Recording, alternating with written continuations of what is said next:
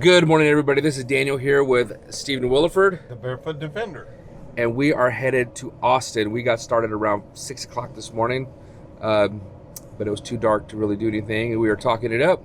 But now the sun is out a little bit-ish. We had some weather last night, but we are off to Austin to do what, Stephen? We are going to go before the Senate committee to support constitutional carry today. We're going to talk to the committee and try to convince them that this is something that needs to be voted for. We need to continue to fight for our constitutional rights. Either it is a right or it is not. And in our country, it is indeed a right, and it's worth fighting for. Well, we're super excited. We have special guests with us today. Ernie, all the way from Antarctica, is it? No. Haiti. Haiti. Wonderful man. Met him this morning. He is a missionary out there. Super stoked to have him with us. Just because, it's awesome.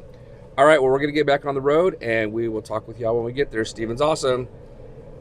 Thank you very much.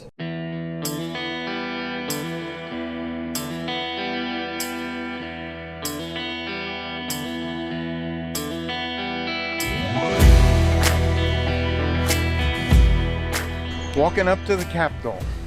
Man, this is what this country is all about. Fighting for our rights, making sure our voices are heard. Hopefully our state senators will see it our way. They work for us. They don't rule over us, they work for us. We hire them to do a job, and that's protect our rights. All right, guys, so Stephen and myself and Ernie just got done getting our COVID test. Wasn't as bad as I thought. You hear how stick the thing way up your nose. It's not, you don't do all of that. Pretty easy, but we're just waiting for the results. We're sitting in a tent out here outside the Capitol. Mr. Stephen went to go take care of some things, but yeah, we're just waiting for that to get done, and then we can get our wristband and proceed on into what we're doing here, and that's to defend constitutional carry. Super excited about it, so that's a good thing. I'm not sick, so we're gonna head on back. With Stephen, we gotta wait for Ernie to get his thing going on. Stephen's doing what he does and talks to everyone, and then we're gonna get in there and lay down the law.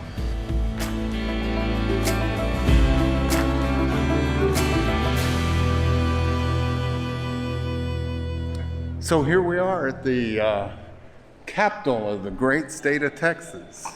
I just got my COVID test, where I had to wear a mask into a tent and take the test. Once you test it, the only time you have to wear a mask is when you go before the committee. You can walk around the state of Texas Capitol. If you have a permit, you can carry on your side. So, this is Texas we're talking about. Absolute freedom. Now we just need to open it up for everyone without a permit. And that's what we're here for today, is to discuss that. It's either a right or it is not. And you shouldn't have to pay for a right and take a class for a right. It's a right. It's just such an honor to be in such a place as this. So much history here. Did you know that the state of Texas Capitol is actually taller than the United States Capitol? They made it that way because it's Texas. Bigger is better, right? Registering to go speak. Ernie's a little bit nervous about it. I told him if I can speak before 70,000 people with the President of the United States standing behind me, he can do this also. And Daniel signed right up like he knew what he was doing. We'll see how it works out for him. So this is Stephen doing what he does and takes pictures with people. Not that it's not warranted, but it happens quite often when we're out here to support our state and constitutional carry and Second Amendment. There's always somebody who wants a picture with Stephen. It's pretty cool. Alrighty, so we're grabbing some food. It looks like we're gonna be here for a little bit. So the way, I've never done this before, so Stephen has, but the way it works is you get signed up and you get registered to do an oral presentation. You get 2 minutes to speak. So Steven's already done that. I've registered in oh gosh, what is the word? On the for side of the bill, which is our constitutional carry here in Texas. So now it's kind of a waiting game. So there's a possibility we can be here all day. But literally it's just waiting. So we're got some breakfast here. We're gonna eat. It looks to be already a couple hundred people here, and there could be more throughout the day. I just don't know. But anyways, that's what we're doing. We're here. I'm not going to speak personally. It's not where I feel comfortable. But Stephen will speak, and you guys will be able to see that when he gets up before the Senate committee to discuss, our state Senate committee to discuss and to give his presentation for constitutional carry without a license. We just met two ladies here with us at the state capitol that give us a thumbs up, which is awesome. So real quick, what are y'all here to do? We're here on a 6th grade trip, and we're just trying to bring awareness to our young people, the next generation that's going to be the leaders of this country, and just show them how the government works and meet gentlemen like this that are coming here for a great cause. So I was explaining to why they call me the Barefoot Defender is because when the shooting started happening in the church, I couldn't take time to put my shoes on. I ran across the street barefoot. Alrighty, so anyway, so here's what's been going on. Steven is in there doing his thing, and like I said, you guys will see that. So I've been out here trying to get some interviews with people that oppose the bill, and impossible. Not a single person. And I just want to be able to hear both sides, you know, because I think that's important, and Steven thinks that's important, but that has not been able to happen. So I guess we're not going to get that today. So we're going into the Overflow Room right now. We're going to kind of hang out in there. They wanted us to mask up, so here we are. We're going to go grab a couple of seats.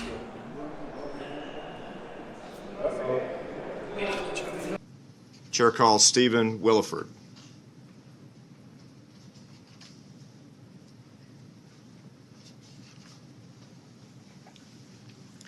Am I pronouncing that correctly? Is it Wilford?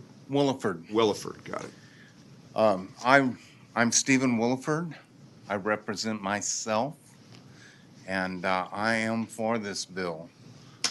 Senators, I really appreciate you asking or allowing me to come speak today. I'm from Sutherland Springs, Texas, and I know some of you probably know my story.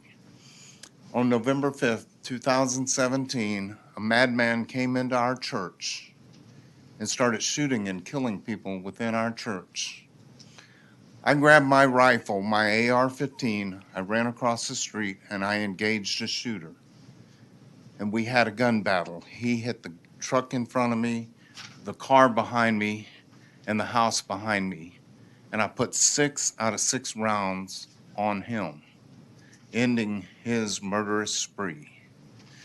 He eventually ran down the road and committed suicide, but I would tell you, had I not intervened, he wasn't done yet. He committed suicide, but I stopped him from killing anyone else. That day, I did not have my concealed carry permit anymore. I got it. I was one of the ones that lined up when it first became a law where you could. At the time, I was a very young man, and I ended up finding myself unemployed when it was time to renew my permit. And I was faced with taking time and money that could provide for food for my children to renew my permit or to let it go. And at the time, I had let my permit go. It had elapsed. So when November 5th happened, I did not have a permit. Didn't ask for permission to grab a gun and run across the street and engage a shooter. Thank you. Members, any questions? Senator Hall. I don't have a question. I just like to thank you for what you did. It just well demonstrates that it takes a good person with a gun to stop a bad person with a gun. And it's the persons involved that take the action, not the inanimate object. And thank you for your courage that day, and thank God he put you there to do that. So I just did what good men and women like yourself would have done in the same situation. I did what God called me to do, and I protected my community. One more question. Senator Lucio.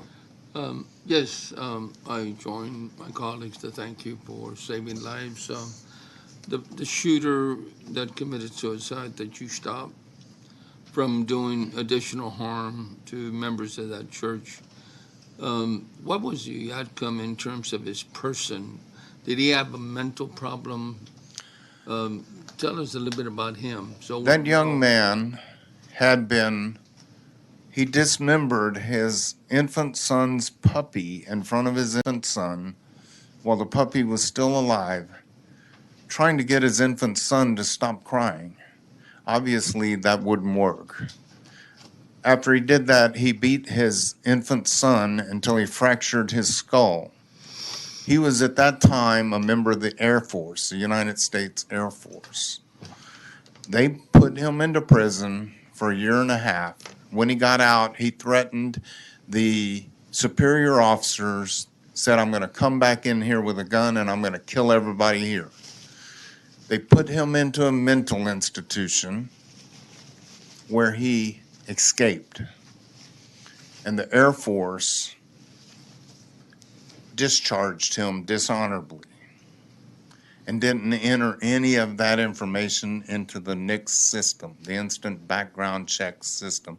The government failed to enter any of that information into the NICS system. So he was able to secure a gun. Because they didn't enter any of that into the system, he walked into a store, passed the background check, and walked out with a gun. Thank you for the testimony. Hi, this is the BareFoot Defender wrapping up the day. We spent the day here at the Capitol fighting for constitutional carry. I hope the Senate takes heed and passes this bill. Met some really cool people, as I do most of the time when I go places. I love meeting people. I even met some opposition people that were opposed to the bill and was able to have a good conversation, and that's what it's all about. We can't all believe the same way. I think she's wrong and she thinks I'm wrong too. I'm the BareFoot Defender. Please look me up on YouTube at BareFoot Defender, subscribe, hit the notification button, and give me a thumbs up, and we'll talk at future episodes. Thank you very much. Okay, tell us what happened. Hello, YouTube channel. I am very happy right now. We have just gotten a call that apparently House Bill 1927 has now passed Senate committee. It is passed. They had a 5-2 vote on it, and one of the two just basically abstained from voting. He refused to vote, and they allowed that. So really only one vote against it and 5 votes for it.